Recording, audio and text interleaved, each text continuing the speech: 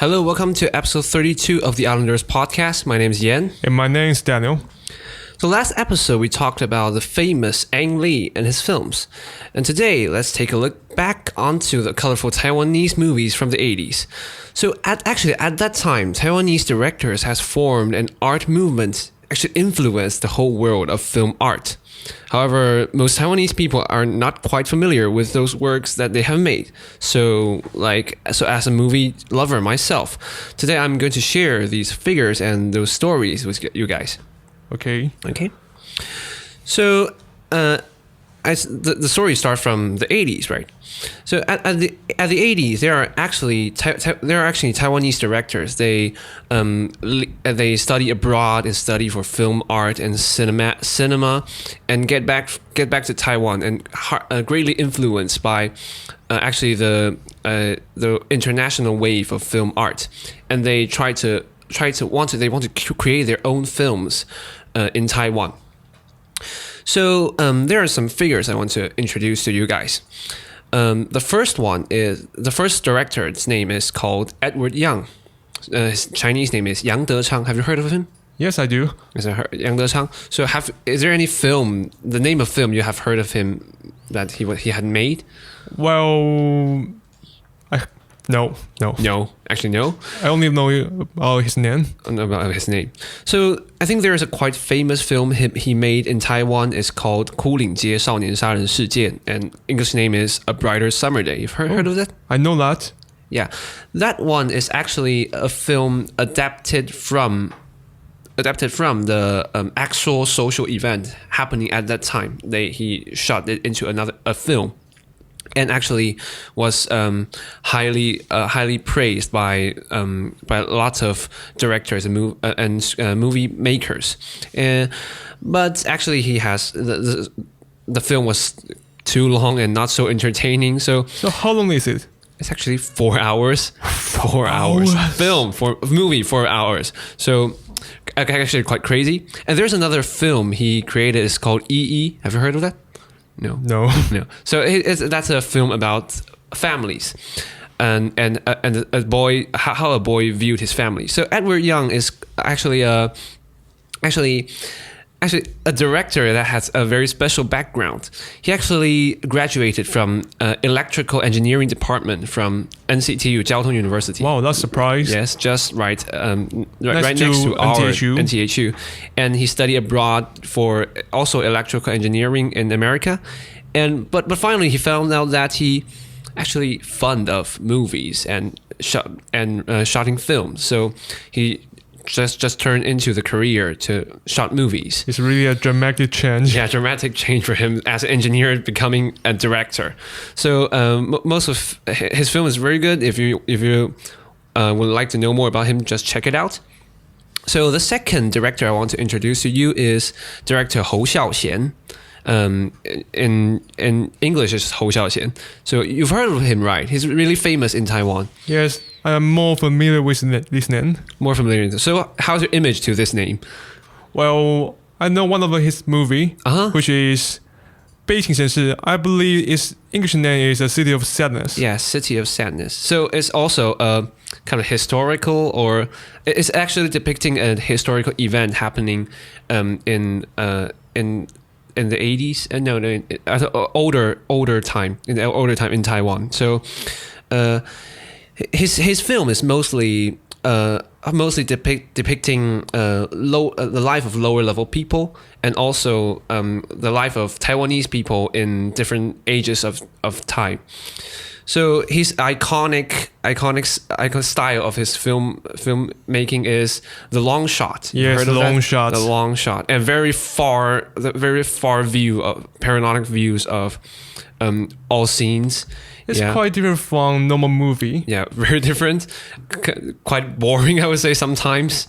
I would say the pace of their movie is much more slower. Yeah, it's much more slower. It's not like watching a ordinary movies. Yes. Like showing on the showing on the movie theater. Yes, I believe I had already been spoiled by Hollywood action movies. Yes, there's too tense and there's too so much twists and turns. Yeah, twists and turns inside. And there's another film he created recently. It's called The Assassin, 刺客聂隐娘. I think it's quite famous. Actually, I attempted to watch this movie, but really? I only watched it for 30 minutes, then I fall into sleep. Fall asleep, yeah. So that's art. You can see that's art. That's art. To me, it's too artistic. Yeah. So I think for most people, we're going to movie theater for watching a entertaining movie, but not a piece of art, maybe. Yes. And also, I want to introduce the third director. Oh no, he's not. He's a director, but he also writes a lot of scripts. So his name is Wu Nianzhen. Oh, Wu Nianzhen. But I think he's famous in other fields of him. Yes. I think he's famous in writing, mostly focused on writing. And he's a very great author. I love him very much. And he's a screenwriter, an actor, and also a director, and also act in voice in different in like animation or different kind of films. I believe most Taiwanese are familiar with his voice. Yeah, very familiar, and lots of like commercial voice are vocal by him. Yeah. Yes. Okay. So he's actually also a director. He directed a film called 斗赏, A Borrowed Life. So I don't know that. You don't know that. So that's a film about fathers. So Wu Nianzhen is actually a director focused on families and relationships very much. So he's also a very good writer. If you want to try his novels, I think their English version of it, just try it out. Okay. So the fourth figure I would like to introduce to you, his name is Cai Mingliang. Quite famous. I know his name. I know his name too, but I've never fully finished his film. He's actually an artistic filmmaker. So all the films he shot was like art films. So he don't care about how audience watch his films. He just do whatever he wants to shot, and most of them unrealistic and not quite easy to understand. I would say most of his films. I would say this director. The movie are not normal movies. They don't have a so-called plot, I would say. Plot, okay. They want to put all the information in the pictures, and they anticipate audience can fully understand this image, these messages in these pictures. But sadly, I can't. So that's a general impression of you viewing these directors, and I have the same feeling as well. But that also means that their movies can be rewatched again and again, and you can find even more details every time you rewatch them. Yes, I can find more Easter egg. Easter egg in these movies, and I think they have strong message to tell in those stories, no matter stories or plot or the movement of their camera. So they try hard to make it. Squeeze a lot of message into their movies, I would say. Yes, it's like a painting. Yeah, like a picture. like a painting or a picture. So it's a piece of art. Yes, it's quite not entertaining for me. Mm-hmm. So actually, that is the major critics on these directors, is that they don't care about the audience. They just don't give a fuck of these audience. They would get boring, get asleep. They don't care them. So even though their films, their movies are highly praised by all these awards, or they get on different film festivals, Cannes or Venice, or win lots of awards, but actually in Taiwan, there's not so many people have watched their movies, right? Yes. So after all these critics on them and a very bad box they've got. So there's some figures trying to like change all of these. A new trend. So the new trend here, first one is the famous Ang Lee. Yes, Ang Lee. We have talked about him in the last episode. If you're interested in Ang Lee, just check it out. And he studied film art in the U.S. So mostly he's U.S. based director. And lots of film of him shot in Hollywood is internationally, globally spread. So not only he got very praised by a lot of awards, but also his most of his films are quite well known and well watched. I would say well watched. So there's another figure. There's another figure here after Ang Lee. It's like the young generation of all these directors is called Mr. Wei Desheng. Oh, Wei Desheng. Wei Desheng. Heard of him, right? Yes. So you know about his his best his most well known film. I think I have seen all his movies. All his movies, yeah. Like Cap Number 7, 海角七号, yes, and Zedek Ballet. 赛德克巴莱. Yes. Okay. So there's a saying said that Wei Desheng is called his film Cape Number 7, 海角七号 is actually the savior of Taiwanese movie. Yes. So why savior? Because before that, Taiwanese movie is no match to Hollywood movie. Yeah, definitely no match. Yes. So after Cap Number 7, the Taiwanese movie start to grow and attracts more and more audience. And Taiwanese people started to watch Taiwanese movies. Finally. Most at that time, most people think Taiwanese movies made by these directors are too hard to understand. Yes. And those cheap movies are too poor, so they just don't want to watch Taiwanese movie. But after that, people started to get more and more in touch with these new generation of Taiwanese movies. So I think there's another movies of him worth mention is called 赛德克巴莱 Cedic Ballet. It's actually a story about Aboriginal tribes, right? Yes. And they fight the Imperial Japanese invaders. It's a historical film, I would say. It's really an epic movie. Really an epic movie. They fight in the mountains. They fire cannons or something. It's very I think it's quite entertaining, but also they have historical meanings. A message you want to send in the films. Yes. Yeah. Okay, so besides all these movies and director I've mentioned above, is there any movies recent year that you're very impressed? Yes, I have one. The most impressed movie in recent year for me is 血观音. Its English name is The Bold, the Corrupt, and the Beautiful. Bold, the Corrupt, and the Beautiful. Yes. So actually the literal name of this film in Chinese is the Bloody Canon, or the Bloody Buddha, or Bloody Goddess. Bloody Goddess. Kind of. Yes. And so what is its story? I've never saw this movie. I will start with its most iconic phrase. The worst thing in this world is not a penalty in our front, but the future without love. So this movie is about a world without love. The world without love. What I love this movie is about its plot. It's full of twists and turns, and lots of schemes. Lots of schemes all together. Evil schemes. Yeah. And it also combines multiple Taiwanese elements together. Like in his storyline, he used some notorious political scandals. Political scandals in the past. So it's like referring these scandals in the past. Yes. Yeah. And they also reflect the collusion. Corruption between business and the government. Yeah, they hook together and try to exploit people. Yeah. And its most special feature is that this movie actually has a storyteller. Storyteller. Yes. So what kind of storyteller? In this movie, an old lady was singing poems while playing traditional Chinese instruments.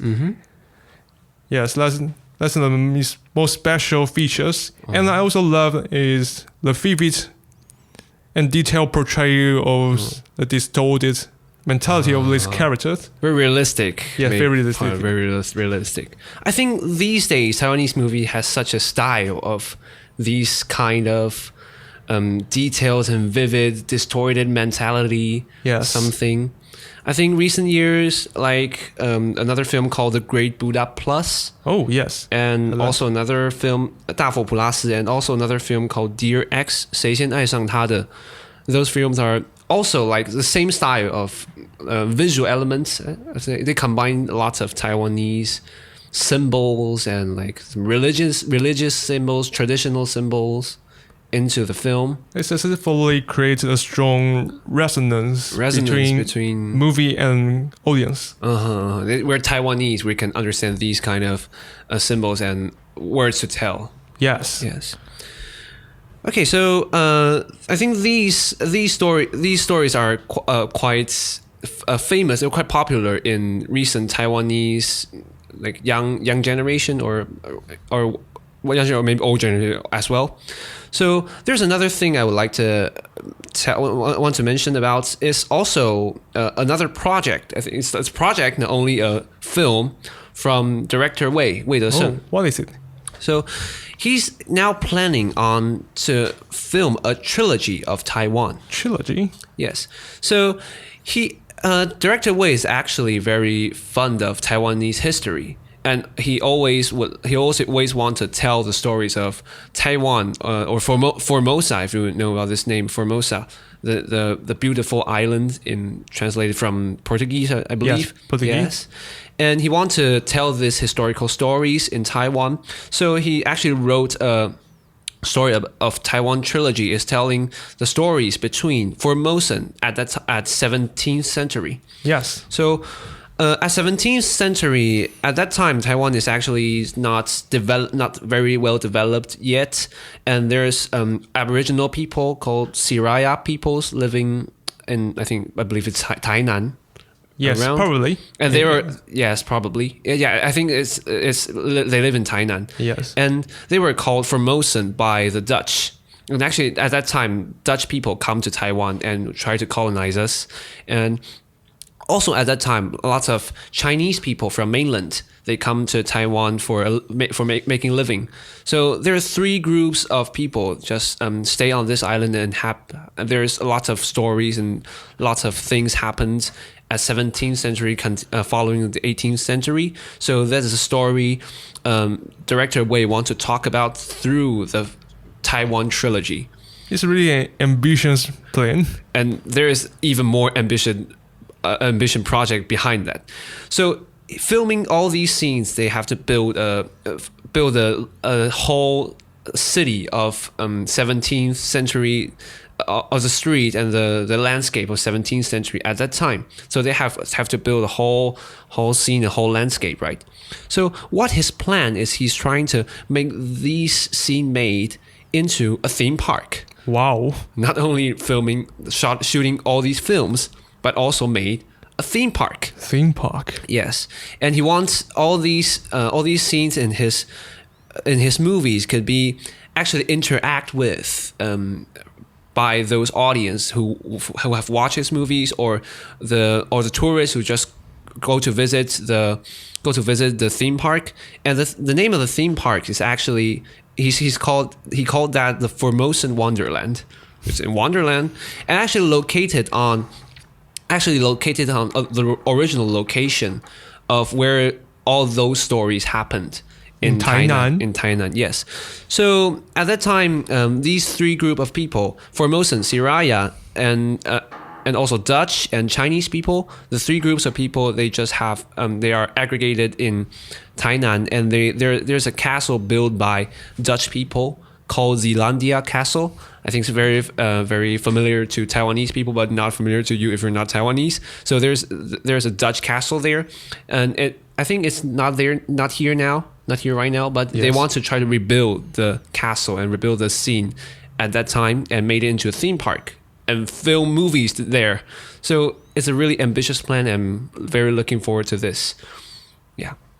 So I think that's all for today, a brief introduction of Taiwanese films, and also just talk a bit about the films, the new films and the popular films that we like very much, and also the future of Taiwanese movies. There's going to get on a huge project for a huge project in Tainan. So if you're interested in all these informations, maybe we'll put something under the link, so just check it out. And if there are other movies you love very much or other directors you love very much, just comment and share your thoughts with us. We're very like to discuss with you. So make sure you follow us on Spotify, Podcast, Google Podcasts, or wherever platforms you can find us. And YouTube. And YouTube, definitely YouTube. So I think that's all for today. We'll see you next time. Goodbye.